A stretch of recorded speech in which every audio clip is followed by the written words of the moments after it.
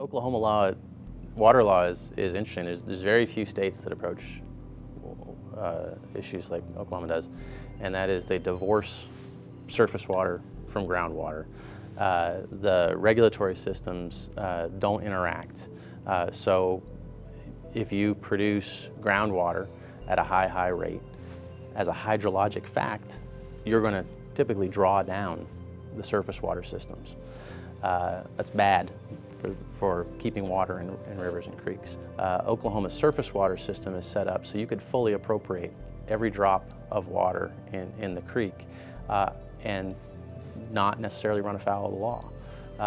The state's water plan is based on the assumption that you're going to look at full consumption of the available water resource. When folks talk about the surplus, or when they talk about the available supply in southeast Oklahoma, a good question to ask is, well, what would those systems look like if you fully developed that supply? If you're saying I have X thousand acre feet of water available, what would that river look like if you developed that full amount of water?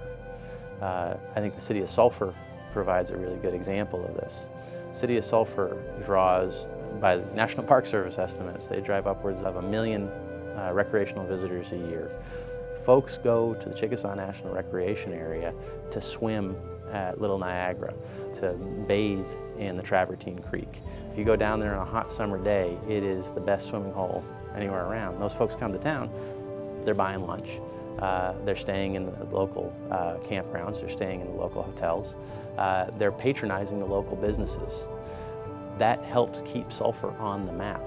If you allow, through the failure to protect those in-stream flows, through those non-consumptive uses of water, if you fail to protect those, you dry up Chickasaw National Recreation Area, you dry up the city of Sulphur.